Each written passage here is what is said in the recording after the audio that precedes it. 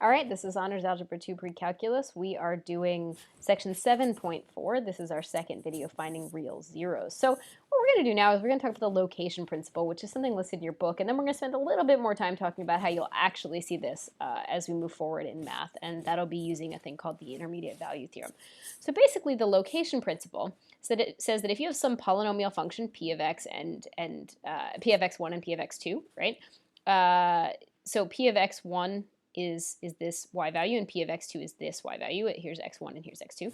If they have opposite signs, because one of them is negative and one of them is positive, and because polynomials are continuous functions, as we established in 7.2, somewhere in between the window of x sub 1 and x sub 2, we have to have a real root. We have to have some zero in there. And they said some r such that p of r is 0. So basically, let's look at an example. So here's p of x equals x cubed minus 4x plus 2, right? That's this graph. We can see that p of 1 is negative 1. We can see that p of 2 is 2. So somewhere between 1 and 2, this graph must have a root. It must have a real 0. And it turns out to be somewhere near 1.7, but the point is that we can tell it has to happen somewhere. So let's go ahead and walk through the actual theorem that's relevant here. So the location principle is a thing that is specifically for polynomials, and that's great, but as we move forward in math, not everything's going to be a polynomial. So what this really is called the intermediate value theorem. So intermediate means between, right? So if you're, so an intermediate level is between being excellent at something and being a novice, right? So the intermediate value theorem. If f of x is continuous, which we know that all polynomials are continuous, but there's also lots of other functions that are continuous. So if f of x is continuous on some window from a to b, and if k is some y value between f of a and f of b, then there has to be some value in the window from a to b such that the function is equal to k. So let's look at what this means, right? So let's say I have some a and some b, right? And here's k. Well, let's say that this is my function at f of a, and this is my f of b, right? This is my y value at b. Well, I can't get from here to here without crossing k. Maybe it looks like this. Maybe it looks like this. Maybe it's a straight line. Maybe it's something weird that looks like this, right? I don't know. Maybe it crosses k a bunch of times, right? Maybe it goes like this, right? I don't know. But what I do know is that I can't get from here to here without crossing k at least once, right? There has to be one value somewhere in here where I cross that line where y is k, right? And again, it could be all sorts of weird things. It could be a function that looks like this. We don't know. But I have to cross k somewhere, right? I can't get across k. So in this original location principle, that k value is 0 because the signs are opposite, right? But I can guarantee that somewhere between a and b, I have to cross this line. And it doesn't have to be that the a value is higher, right? F of a could have been down here, right? And f of b could be right here, right? That could be my f of b. But if there's some value k in between them, I have to cross k to get up to the other point, right? I could look like this. I could cross k a bunch of times, right? Maybe I only cross k once. Maybe I go way up and back down, but it doesn't matter because I still cross k, right? So either way, f of x has to be equal to that y value at some point. That's the idea behind the intermediate value theorem. You will be asked to use this in AP Calculus a lot, right? This is definitely going to come up in AP Calculus, but it's the same concept as what we're learning right now. So let's go ahead and walk through two examples. Show without a calculator that the polynomial function must have a real root on the interval from 4 to 5. Well, f of x is continuous, right? F of x is continuous because it's polynomial, right? Polynomials are always continuous, right? F of 4 is going to be a 64, because 4 cubed, minus 5 times 16, which we'll do in a sec, plus a 12, because 3 times 4 minus a 5. So I get 64 minus 80 plus 12 minus 5, right? Seems to me that I get a negative 16 plus 12 minus 5, which is a negative 9. That's less than 0, right? F of 5 is going to be a 125 minus 5 times 25 is also a 125 plus a 15 minus a 5. So I'm pretty sure I get a 10, which is greater than 0, right? So since f of 4 is less than 0 and f of 5 is bigger than 0, right? By the IVT or by that location principle, right? So I had a continuous function. I showed that this value 0 was between those two values. There is a root in the window from 4 to 5. Okay? Let's try it again here, right? So again, I can say that f of x is continuous, right, because it's a polynomial. I'm asked to show that there is a root between 0 and 1, so I need to find f of 0. Well, that's just going to be a bunch of zeros plus 3, right? That's greater than 0. I need to see what f of 1 is. Well, that's going to be negative 1 plus 1 minus 10 plus 3, right? That definitely is a 0 minus 10, so negative 10 plus 3 is negative 7, which is less than 0. So since f of 1 is smaller than 0, which is smaller than f of 0 by the IVT, there is a root in the window from 0 to 1. All right, let's wrap this up with 2 word problems, and that'll be the end of 7.4. So the volume of a cylindrical vitamin with a hemispherical top and bottom can be represented like this. So what we're talking about here is we're talking about a cylinder, right, with those round tops, right? Hemispherical is like a half a sphere, right? And they give you the volume, right?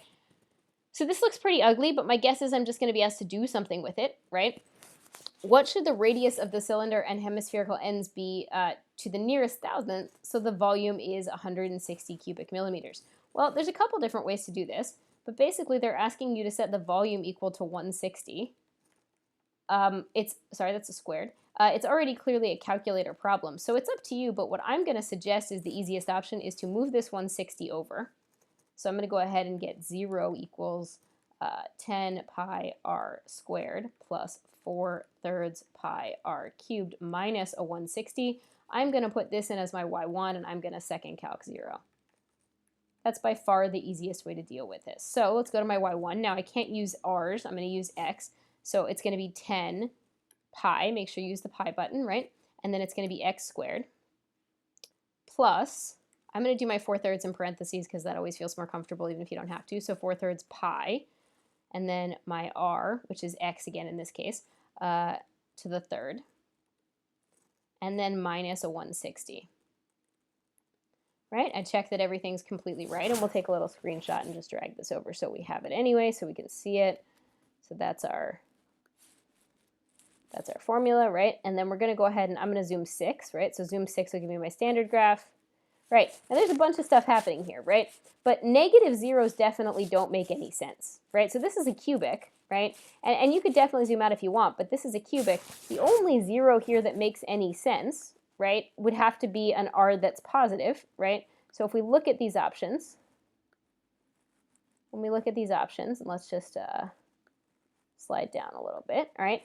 This is the only sensible option because r has to be positive. Like, it doesn't make sense to have a negative radius. That wouldn't make sense in the context of the problem. So I'm just going to do second calc 0, right? So second calc, and I'm going to pick 0, right? And then I'm going to go ahead and scroll over, right? Now, so what you'll notice is, see how these y's are negative 15, right? But I can't see that y value, but it's down here, negative 15, so I'm going to hit enter, and then I hit right, and now I've crossed up, and now I'm up above the axis, so I hit enter, and then I hit enter for guess. And my answer is going to be 2.04 or 2.05, depending on whether you choose to round or truncate, right? So although there are other zeros, there's no point in checking them because logically here they don't make sense.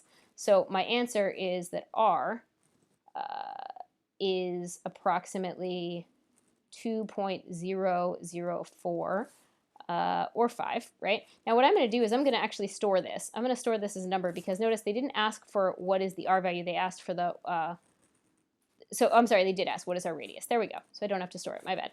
So, and that's millimeters, right? So that's my answer, right? So total volume was given to me. They asked for the radius. So there's my answer, right? So the radius is approximately 2.004 millimeters.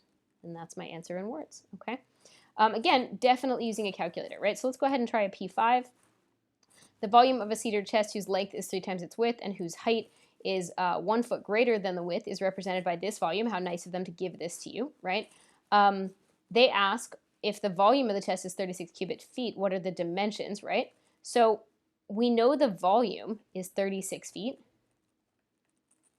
they want us to find the dimensions. Well, now what I want you to notice is, so the width is probably x, right? The length is 3 times x, so that's my width, right? My length is 3x.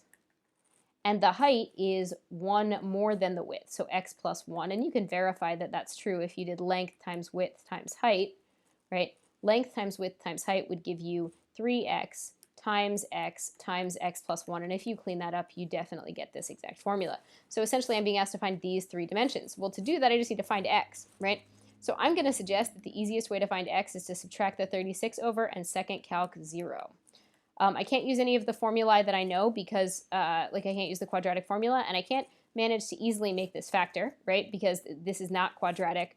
There is a missing linear term. So I'm going to go ahead and go here and type in 3x to the third plus 3x squared minus 36, and I'm going to go ahead and graph. And again, negative answers aren't going to make sense. So there's my answer right there, right? So I go ahead and I graph this, right? I put this in as my y1, right? So I put this in as y1, and I'm going to do second calc 0, right?